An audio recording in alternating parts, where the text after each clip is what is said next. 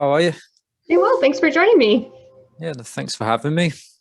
Yeah, how's everything going?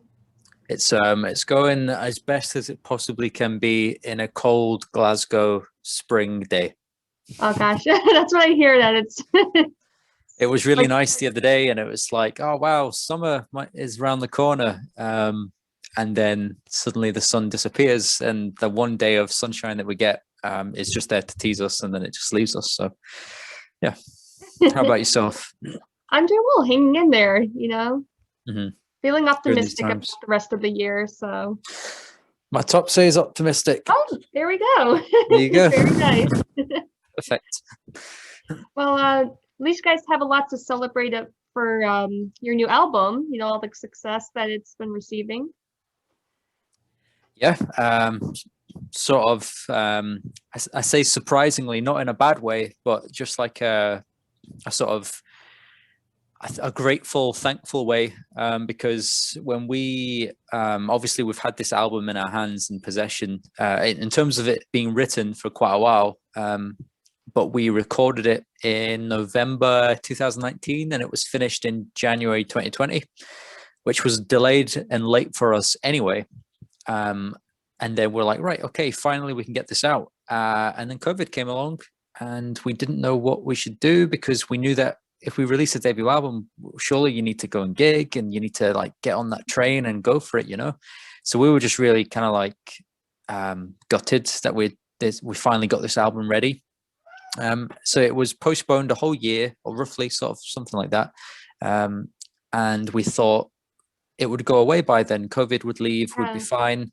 And obviously it hasn't. So we're like in the same position again, like, damn, we can't delay it again.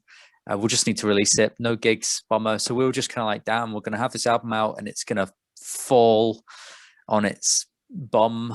And we're just going to be really gutted about it. But thankfully, people power, social media really, really saved us. And it did all right in the UK charts anyway. And it's, Yeah, I think yes. everyone just wanted it. Yeah, I mean, but from our position and perspective, though, we don't know that if we're at home, locked down, Yeah. we don't get to see the reaction at gigs, for example. All we get to see is like the Facebook or Instagram or whatever it may be. But then you don't see the full scale of it. You see like the first 50 messages or something, and then you kind of like reply to all of them, and then it kind of you move on. So yeah, it's hard to really grasp. So yeah, thankfully, as you say, people wanted it, so that's good. Yeah, no, Against the Wall, it's like full of like guitar riffs and energy, and it's like 100% pure rock. So I'm really loving it. Awesome. Yeah, no, I mean, we're rock fans, so our tastes have changed over the years, and we like all sorts of bands, all sorts of. I mean, we probably like all the same bands, Probably, but yeah. it tends to be for rock fans, isn't it? You tend to like the same stuff usually, unless it's like a newer band where people maybe go, "Oh, I'll check them out," and never do. But yeah, no, I'm glad you like it. Yeah, and how was the experience filming the music video for DNA? Weird. God, I mean, we're not used to doing videos like often anyway, because like I mean, I say we're a new band. We've obviously been together for a few years, but in terms of actually doing the stuff bands do day to day, like Yeah. videos, tours, all that kind of stuff, we've not done many. Um, so yeah, doing DNA with COVID rules, masks. Well, we didn't have masks on, but the crew and all that did. Um, it was really weird because we had to keep social distance. uh, the crew had their masks on. I mean, I don't know how to explain it. It was just odd. It wasn't like a It just normal like way. wasn't what you were expecting from like a normal video shoot. Yeah, I mean, don't get me wrong. It's actually turned out to be our favorite video. It's, in my opinion, the most professional looking that we've managed to achieve. Like, Yeah. because it's not, that's like a whole different thing. Like, I find it easy to play guitar, find it easy to write a song, but it's taken me a while to grasp getting on stage to do it. Like I used to be that guy that play there on stage, just staring at my guitar. I'd never look up, or I would never smile or whatever. Mhm. But I've finally got that out of the way. And I love playing live, but doing videos is something that we still haven't quite learned how to do properly. And DNA, I feel like, was the first time we actually came off really well in it, in my opinion. And it was cool. But hey, the fun part to that was getting all UV'd up all that paint that we put on. That was fun. Oh yeah. Um, yeah, that was really cool. But the one downer to the whole thing is that Scott, the singer, had eye contacts in his eyes for it to look awesome, like kind of like Game of Thrones, White Walker sort of thing. But we all had it, only that you don't know that in the video because ours didn't work. So we're wearing these UAV horrible contact lenses throughout the video, and you can't see it. So it failed. And it took us about No. 40 minutes to put those in, and it was so uncomfortable. And we're like, it's going to look great, though. It's going to look great. And you didn't see it. Oh no, all that for nothing. Yeah, pretty much. But I'll never do that again, ever. No one, you can't pay me enough money to do that. It was Yeah, I horrible. would be afraid to put those in.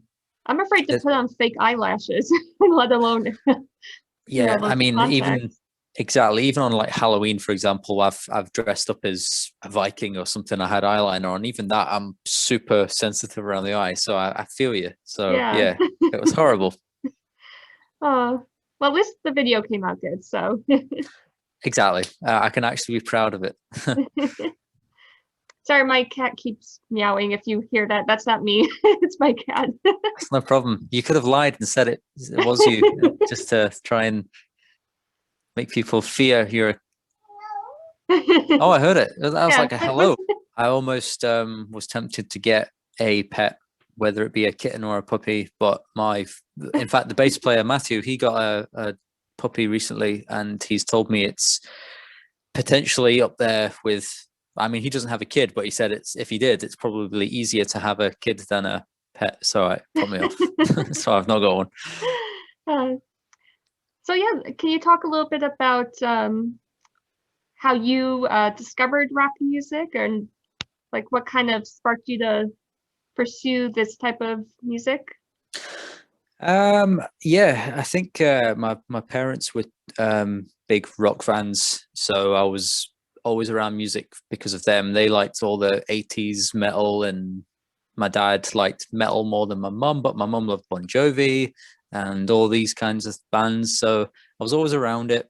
And I mean, there's probably tons of memories I've forgotten, but the one that always stood out, which I tell everyone, is just the fact that I specifically remember being a toddler that would watch.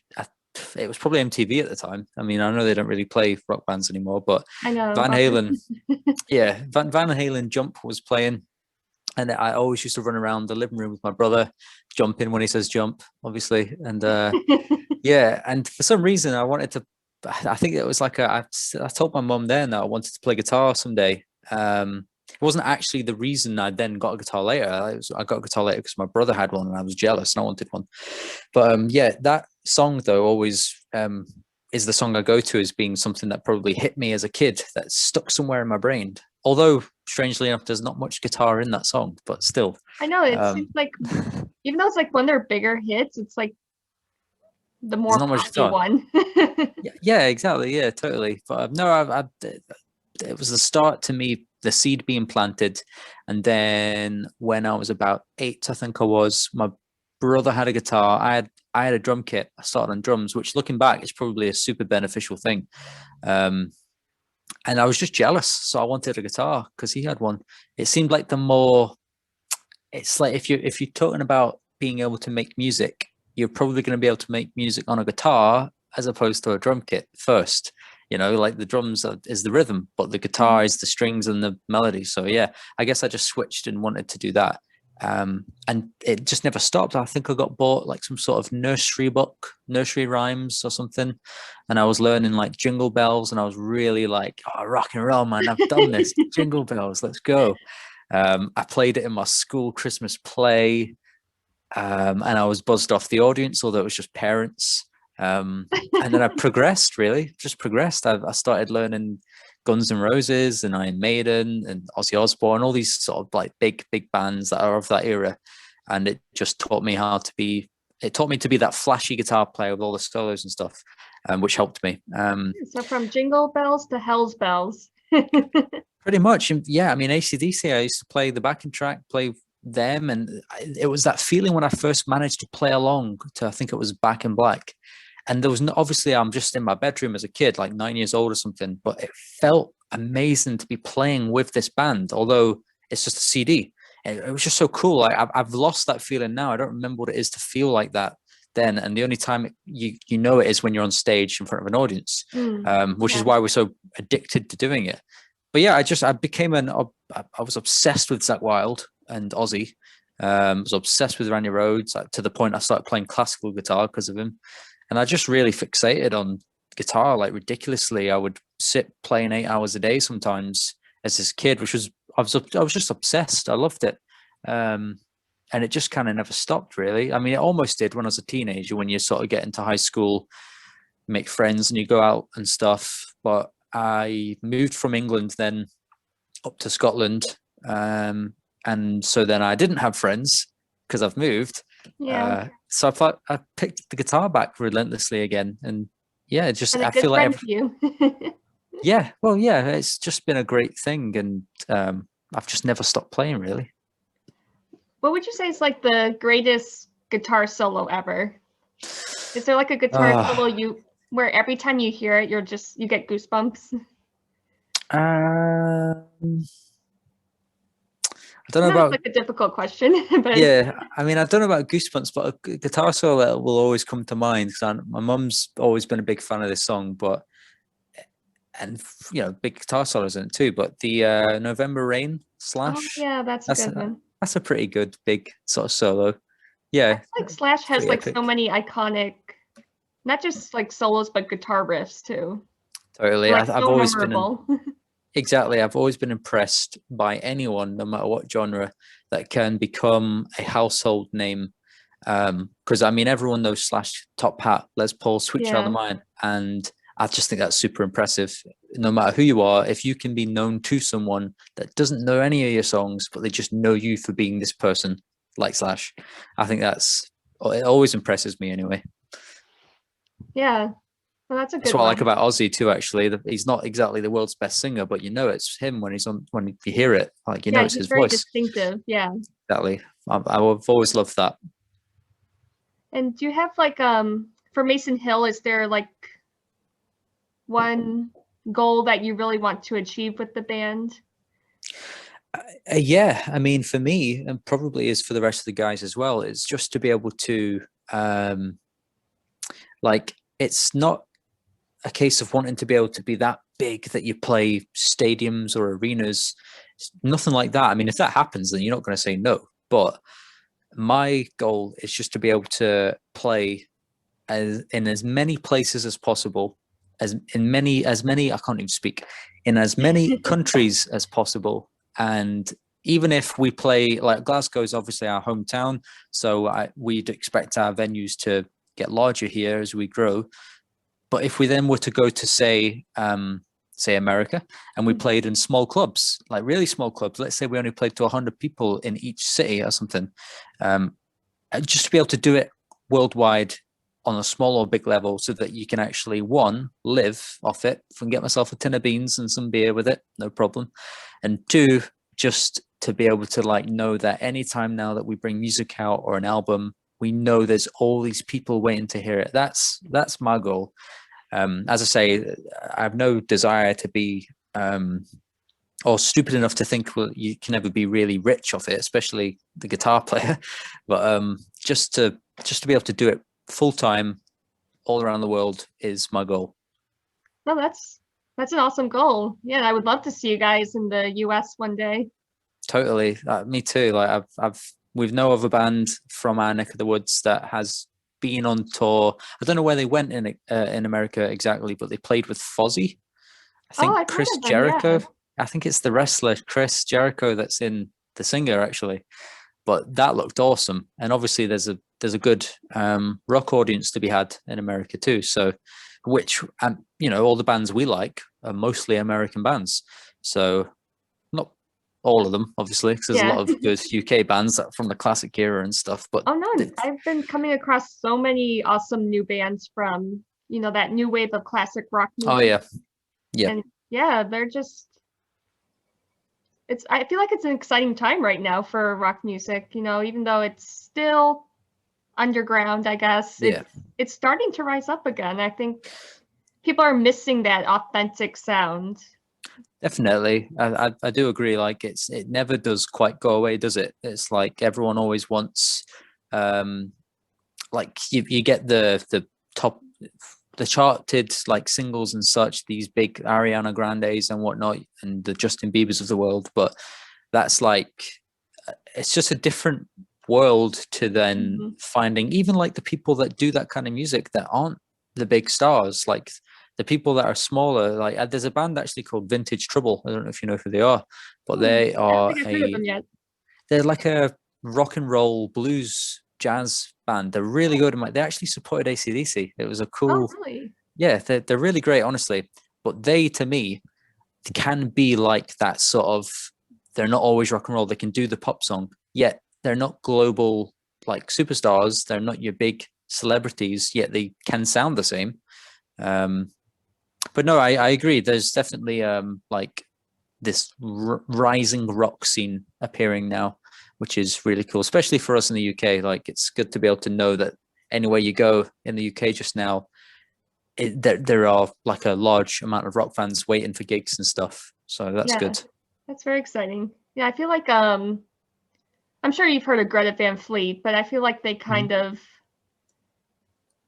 they Led started Zeppelin. something, they brought it to kind of like the forefront, whether or not people like them or hate Greta Van Fleet, but at least they kind of resparked rock music for the younger generation. Yeah, so it's always good to have guitars and a band playing on stage, showing people that, because for a long time there was just the singer to a CD, and maybe a couple of dancers. So it's always good to see like a rock guitarist on stage or a rock vocalist on stage and the drums and everything. It's like a band, Bring Me the Horizon, who I've become Oh quite a big yeah, fan of I know lately. them.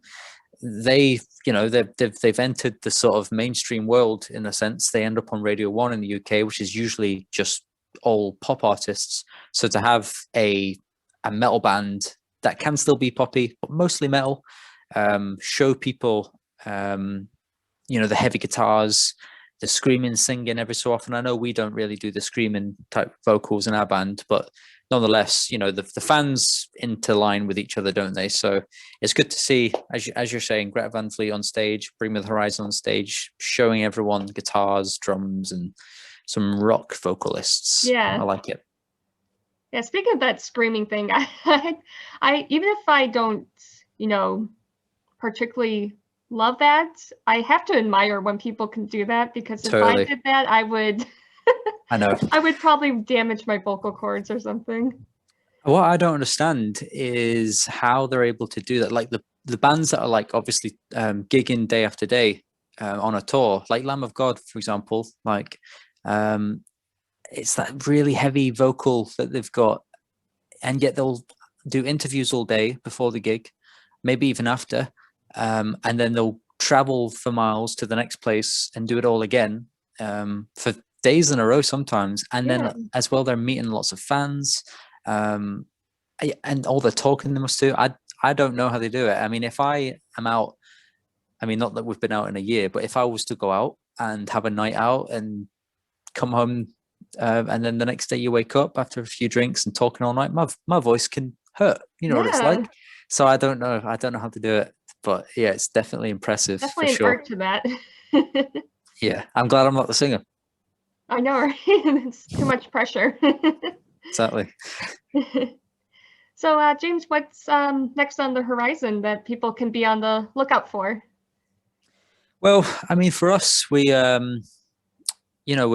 what we would have liked to have done is gigged. Really, it's been a whole year we've not done a gig apart from the stream that we did, which was cool last year. It was very surreal though. We did a gig inside a venue with a bunch of other bands that was professionally streamed and stuff, Oh, cool. and no one was there, obviously, because no one's It allowed. So probably it was felt very kind of odd. weird, but at least you were getting to Yep, perform in totally. some sense. But maybe, hopefully gigs can come back. We've got a UK tour in September, which is ours.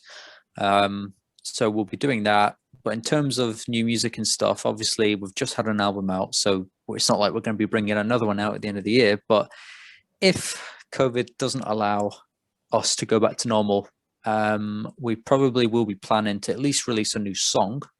We're going to be working on things so that we can make sure that we don't just like drop the ball and just go and hide in a a cave for the next few months. So yeah, we've actually got a song coming out this month, but it's a cover. It's a cover version of Foo Fighters' "Best of You." Don't know Oh, if you like nice. that band, but Yeah. we happened to do a version of it just for fun. But people really liked the version that we did. It got like, I think it got like close to 800,000 views on Facebook alone. Oh, wow. So we were like, awesome.